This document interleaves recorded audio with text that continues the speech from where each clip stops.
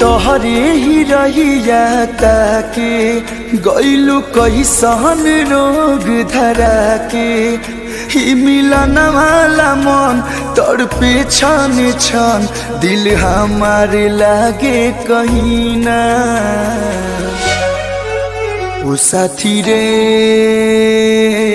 तेरे बिना भी क्या जीना, तेरे बिना भी क्या जीना। ओ साथी रे तेरे बिना भी क्या जीना, तेरे बिना भी क्या जीना।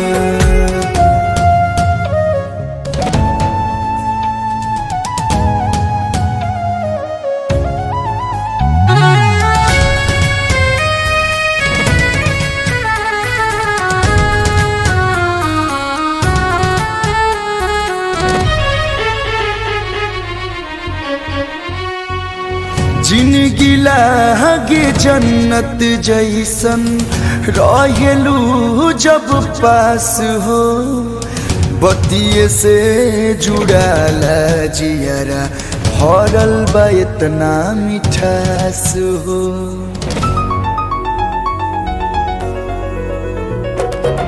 जिंदगी लागे जन्नत जैसन रहेलू जब पास हो, बत्ती से जुड़ाला जियारा भरल बा इतना मिठास हो।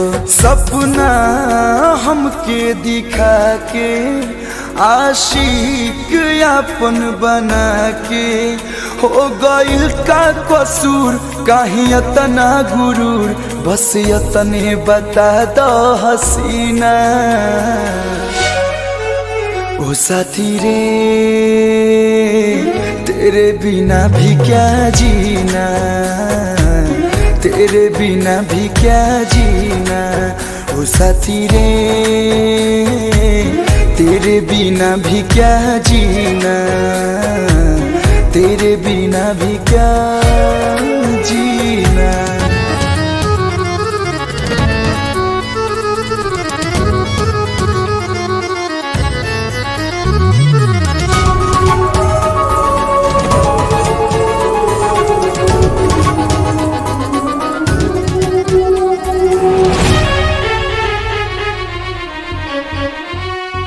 ख्याल में डूबल तोहरे बीते हमरो दिन रात हो, खुश देखल चाहेलू हमके छोड़ी हजन तो साथ हो।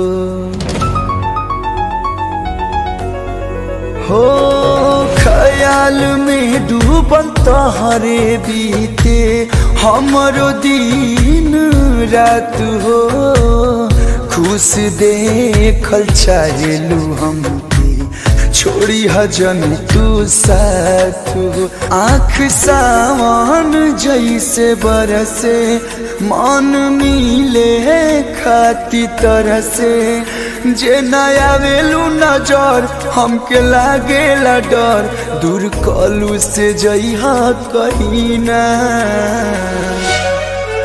ओ साथी रे तेरे बिना भी क्या जीना, तेरे बिना भी क्या जीना। ओ साथी रे तेरे बिना भी क्या जीना, तेरे बिना भी